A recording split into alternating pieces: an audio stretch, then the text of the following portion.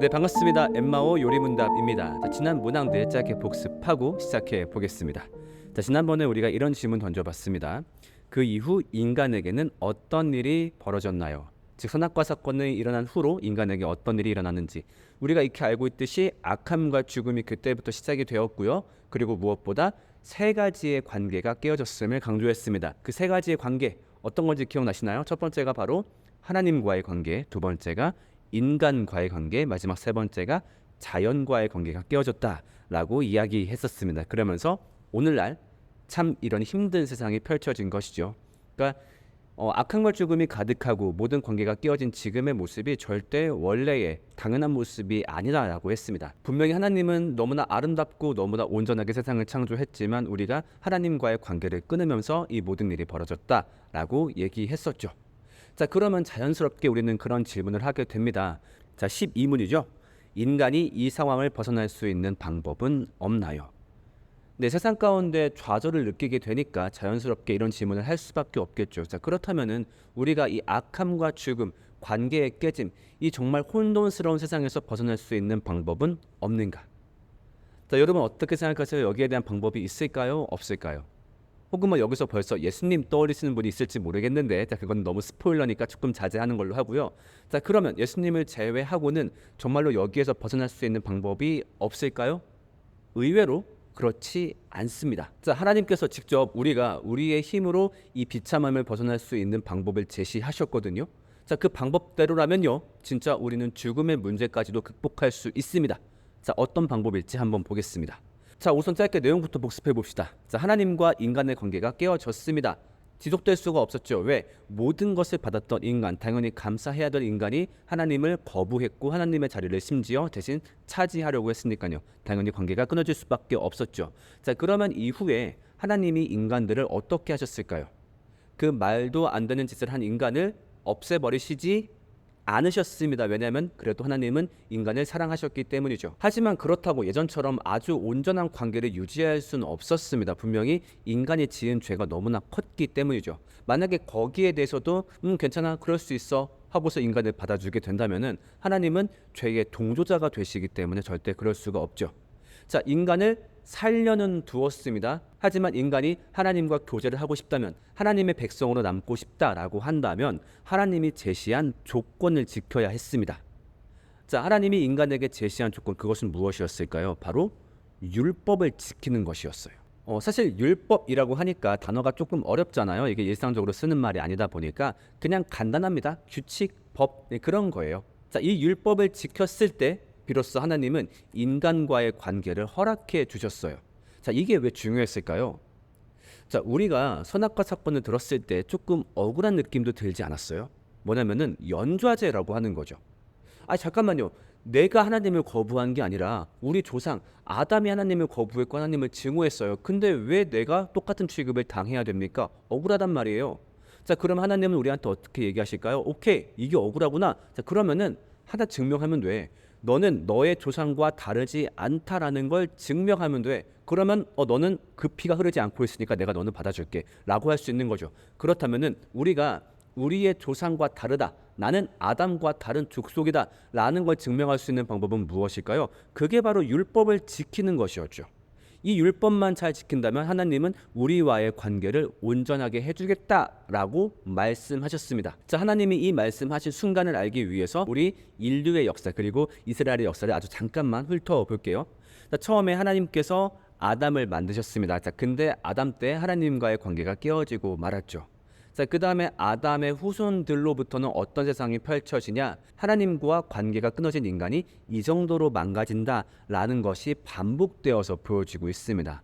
아담의 자식들 사이에선 벌써 존속살인이 일어나기도 하고, 노아 때는 세상에 정말 품는 것들이 악함밖에 없구나라고 말씀하시고 정말 그렇게 혼돈의 시대가 이어집니다. 자, 그러고 있다가 하나님이 아브라함이라는 사람을 짚어서 아브라함과 언약을 맺죠. 내가 너에게 영원한 복을 줄게.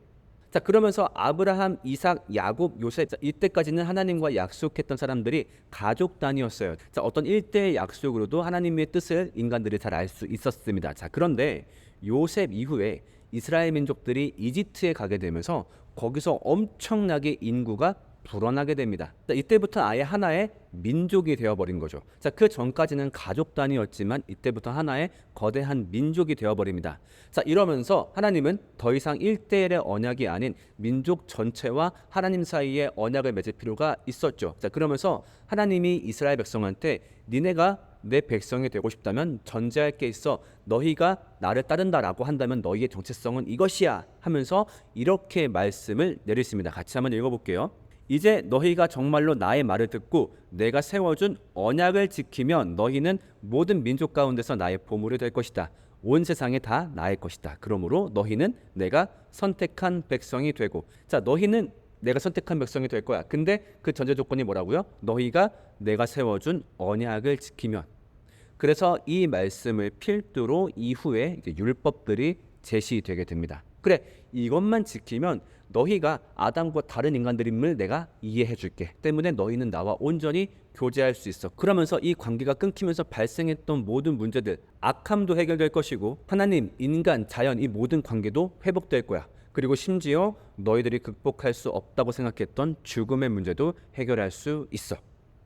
이거는 좀 과장된 말 아니냐고요? 이 말은요, 예수님도 똑같이 반복하셨습니다. 자, 한 청년이 예수님께 영생의 비밀을 물어본 적이 있습니다. 예수님이 이렇게 답하셨습니다. 어떤 사람이 주께 와서 이르되 선생님이여 내가 무슨 선한 일을 하여야 영생을 얻으리이까? 예수께서 이르시되 어찌하여 선한 일을 내게 묻느냐? 선한 이는 오직 한 분이시니라. 내가 생명에 들어가려면 계명들을 지켜라. 네, 하나님의 계명 즉 율법을 지키면 우리가 그 영생을 얻을 수 있다는 것이죠. 자, 그래서 문항 보겠습니다. 12문. 인간이 이 상황을 벗어날 수 있는 방법은 없나요? 12 다 같이 볼까요? 있습니다. 율법을 지키면 됩니다. 너무나 감사하게 하나님은 우리에게 그 관계를 회복할 수 있는 기회를 열어주신 거죠. 그리고 그 기회는 바로 율법을 지키는 것이었어요. 자, 그래서 이후에 이스라엘 백성들은 어떻게 되었을까요? 해피엔딩으로 그 이후로 이스라엘이 언약을 지키면서 행복하게 잘 살았답니다. 이랬다면 좋았겠지만요, 이후로 이스라엘 백성들은 율법 앞에서 계속 넘어지고 맙니다. 자, 이스라엘 역사를 전체를 놓고서 하나님이 이런 총평을 내리십니다. 같이 읽어볼게요. 이는 패역한 백성이요 거짓말하는 자식들이요 여호와의 법을 듣기 싫어하는 자식들이라. 이것이 바로 이스라엘 역사에 대한 하나님의 총평이었어요. 사실은요, 우리가 성경을 이제 구약과 신약으로 나누어서 보잖아요. 구약이란 책은 어떤 책이냐면요, 율법의 실패한 역사가 바로 구약이에요. 자, 이 구약책 내내 하나님은 율법을 제시하시고 제발 이걸 따라라. 그러면 나랑 관계를 회복할 수 있다를 말씀하십니다. 근데 이스라엘은 계속해서 그것을 어기고 말죠. 근데 하나님이 계속해서 기회를 주십니다. 그래도 돌아와라. 제발 지켜라. 제발 지켜라. 제발 지켜라. 그럼에도 이스라엘은 그때마다 각양각색의 모습으로 율법을 어기고 말죠. 심지어 구약에서는요, 하나님이 어떻게까지 하시냐면은 얘들아, 너네 율법 지키면은 내가 그래 물질적인 복까지 줄게. 율법을 지키면 니네가 부유해지고 나라가 강성할 거고, 율법을 안 지키면 나라도 망하고 너희도 가난해지고 침략도 받게 될 거야 라고까지 제시를 하시거든요. 자, 그리고 그것을 실제로 보여주십니다. 이스라엘 역사에서 이스라엘 백성들이 율법을 잘 지키면 나라가 좀 부강해져요. 근데 율법을 안 지키면 나라가 약해지고 침략도 받습니다. 이렇게까지 보여주었으니까 누가 봐도 이스라엘 백성들은 하나님의 말씀을 따랐겠구나. 근데 단 한 번도 이스라엘 백성들은 하나님의 요구를 만족시키지 못합니다. 자, 왜 그럴까요? 율법이 도대체 뭐를 요구했길래 이렇게나 백성들이 이 율법을 지키지 못하는 걸까요? 자, 이렇게 13문으로 넘어갑니다. 율법이 요구한 것은 무엇인가요? 아니, 율법이 뭘 요구했길래 백성들한테 이것만 지키면 하나님과 관계도 회복시켜준다, 자연과의 관계도 회복시켜준다, 심지어 잘 먹고 잘 살게 해준다 라고 했는데도 못 지키는 겁니까? 도대체 뭘 요구했길래? 자, 여러분, 우리가 구약을 보면요, 이 율법이 토라, 모세오경 전체에 넓게 나타나져 있거든요. 자, 이 모든 율법이 제시하는 문항의 개수는 몇 가지였을까요? 바로 613가지였습니다. 하나님 너무하셨네. 613가지. 이거를 어떻게 지킵니까? 이제 보니까 딱 봐도 못 지킬 거 주셨네. 613가지 이거 다 어떻게 지킵니까? 자, 여러분, 과연 이건 맞는 말일까요?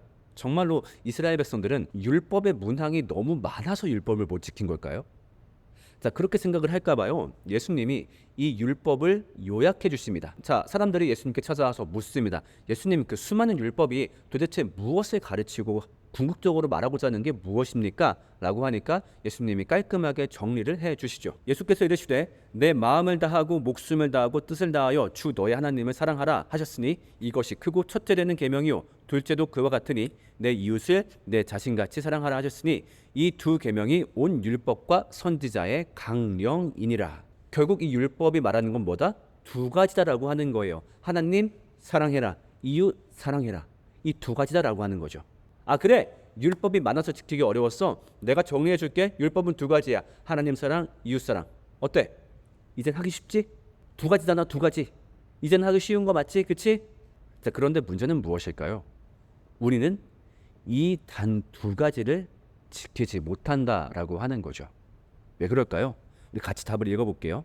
13문 율법이 요구하는 것은 무엇인가요? 거기에 대한 답 읽어보겠습니다. 두 가지입니다. 하나님 사랑과 이웃 사랑입니다. 그러나 우리는 태생적으로 이것을 싫어하기 때문에 인간은 이것을 지킬 수가 없습니다. 네, 문제는 결국 이것이었죠. 인간은요, 하나님과의 관계가 깨진 이후로 어찌할 수 없는 악함의 본성을 가지게 되었고, 악함의 본성을 가지게 되면 하나님 사랑과 이웃 사랑을 태생적으로 싫어할 수밖에 없습니다. 때문에 이걸 도저히 이루어낼 수가 없는 것이죠. 그래서 이스라엘 백성들은 이 문제에 있어서 계속 실패할 수밖에 없었고, 때문에 이 율법을 통해서 하나님과의 관계 회복도 이루어낼 수 없었고 영생 또한 얻어낼 수 없었던 거죠. 이것이 바로 인간에게 주어진 깊은 좌절이다라고 할 수 있을 겁니다. 자, 우리의 모습을 한번 돌아봅시다. 인간이 죄인이다라고 말을 할 때 인간이 막 대단한 걸 못해서가 아니라 결국 인간은 이 두 가지를 못하기 때문에 죄인이라고 하는 겁니다. 하나님 사랑을 미워하고 이웃 사랑을 싫어하죠. 그리고 이것은 우리의 모습도 마찬가지 아닌가요? 우리 또한 아담 이래로 하나님을 거부했던 그 피가 흐르고 있습니다. 그 증거는 무엇일까요? 우리 안에 하나님 사랑과 이웃 사랑을 싫어하는 마음이다라고 하는 것이죠. 여러분 어떠신가요? 우리가 전에도 몇 번 살펴본 적이 있습니다만 여러분은 하나님 사랑이 즐거우신가요? 우리의 생명은 하나님께로부터 왔기 때문에 여러분의 삶이 하나님 뜻대로 가는 게 좋습니까? 아니면 나의 뜻대로 가는 것이 좋습니까? 여러분 삶 가운데서 이 부분만큼은 하나님이 개입하지 않길 바래 내 마음대로 하고 싶어 하는 부분이 있진 않나요? 또 여러분 어떠십니까? 이웃사랑 즐거우신가요? 여러분 뒷담화가 재밌으신가요? 아니면 뒷칭찬이 재밌으신가요? 뒷담화죠. 네, 정말 인간은 어찌할 수 없을 정도로 이웃사랑과 반대로 행동하게 됩니다. 그리고 심지어 누군가를 사랑할 때는 10가지의 조건을 보고 그 조건이 어느 정도 충족되었을 때 비로소 그 사람을 사랑합니다. 하지만 누군가를 미워할 때는 단 한 가지의 이유만 충족해도 그 사람을 미워하죠. 심지어 어떤 경우에는 어떤 이유가 없어도 그 사람을 그냥 미워하기도 합니다. 쟤 왜 이렇게 이유 없이 싫지? 이런 말 많이 들어봤죠? 근데 반대로 쟤는 왜 이렇게 이유 없이 좋지? 이런 경우는 많지 않습니다.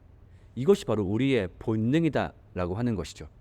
그런데 문제는 우리가 이 본능을 갖고 있다면 아까 말했던 율법에 실패할 수밖에 없고, 그렇다는 건 우리가 계속 이 깨어진 세상을 살 수밖에 없다라는 얘기가 되겠지요.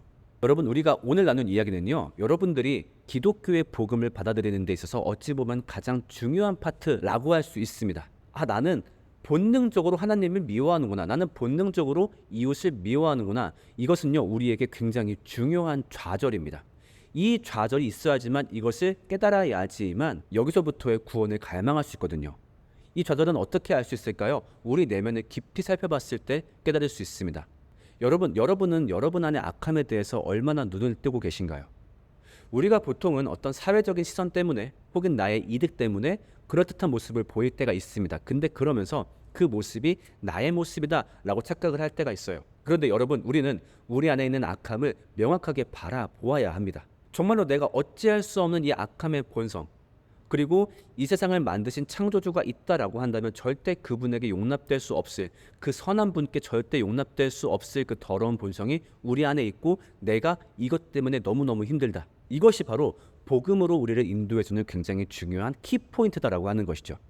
때문에 지금부터 이어질 오늘의 대화 주제는요, 여러분이 한번 깊게 그리고 진지하게 그 어느 때보다 참여해 보시기를 좀 권해드리고 싶습니다.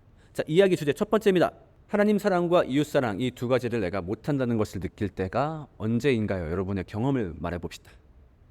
혹시 여러분들 중에서는 교회를 오래 다닌 분들도 있을 거예요. 제가 한번 물어볼게요. 여러분, 예배하는 거, 성경 말씀 읽는 거, 기도하는 거 즐거우세요? 아니면 귀찮으세요? 저부터 얘기할게요. 저는 솔직히 귀찮아요. 어찌 보면 이게 바로 우리한테 공예배가 필요한 이유가 아닐까요? 우리가 일상생활을 그냥 하다 보면 하나님 사랑 잊어버리니까, 안 하고 싶어 하니까 빠득빠득 모여서 그걸 상기하는 거. 잠깐만, 우리 그러면 안 되잖아. 어찌 보면 이렇게 예배가 존재한다는 게 우리가 하나님 사랑을 싫어한다는 걸 알 수 있지요. 자, 그 다음 두 번째 봅시다. 나는 오히려 하나님과 이웃을 증오하며 살진 않나요? 나의 내면을 살펴봅시다. 자, 제가 이걸 갖고 좀 대화하면서 느꼈던 건데, 제가 1번만 갖고 얘기를 하니까 좀 어떤 경우가 많았냐면은, 사랑에 실패한 점, 그러니까 이 사람을 더 사랑해야 되는데 그 사랑을 못했어요, 이제 이런 말씀들을 주로 많이 하시는데, 사실 우리는 사랑을 못한다를 넘어서서 증오하고 있을 때가 많습니다. 왜냐하면 이것이 우리의 본능이거든요. 자, 여러분, 우리 내면을 정말 잘 살펴봅시다. 여러분은요, 어떻게 하나님과 이웃을 증오하고 있나요? 이거 분명히 잘 살펴보면 발견할 수 있어요. 정말로 내가 나 스스로한테 솔직해질 때, 남이 보지 않는 순간에, 혹은 인터넷 공간에서, 혹은 가상 공간에서 여러분들은 어떤 행동을 벌이고 있나요? 혹은 한 번도 바깥으로 분출하진 않았지만 여러분 안에는 어떤 하나님에 대한 증오와 이웃에 대한 증오가 있나요? 그것을 발견해야만 합니다. 왜? 그것은 우리에게 아담의 피가 흐른다는 증거이고, 또 동시에 우리에게 구원이 필요하다라는 증거니까요. 마지막 세 번째입니다. 소유, 꿈, 사랑을 이루어갈수록 거세어지는 내 안의 죄성을 떠올려 봅시다. 자, 이 얘기 오랜만이죠. 우리가 프리가스펠 할 때 소유, 꿈, 사랑을 얘기했습니다. 자, 소유, 꿈, 사랑은요, 우리를 행복하게 만들어주는 것들이기 때문에 우리 삶에 굉장히 필요한 것들이에요. 근데 문제는 뭐라 했죠? 이것들을 이루어가는 과정에서, 혹은 이것을 얻는 순간에 내 안의 죄성이 더욱더 날뛴다라고 하는 거죠. 자, 오늘 시점에서 한 번만 더 돌이켜 봅시다. 현재 여러분 삶에서 여러분이 소유, 꿈, 사랑을 쫓는 과정에서, 혹은 내가 그것을 갖고 있다라는 이유로 내 안에서 하나님과 이웃에 대한 증오가 튀어나오진 않는지, 하나님과 이웃에 대한 거부가 튀어나오진 않는지 여러분의 현재 삶을 돌아보시기를 권해드립니다. 자, 오늘의 이야기가 너무 좌절스러웠나요?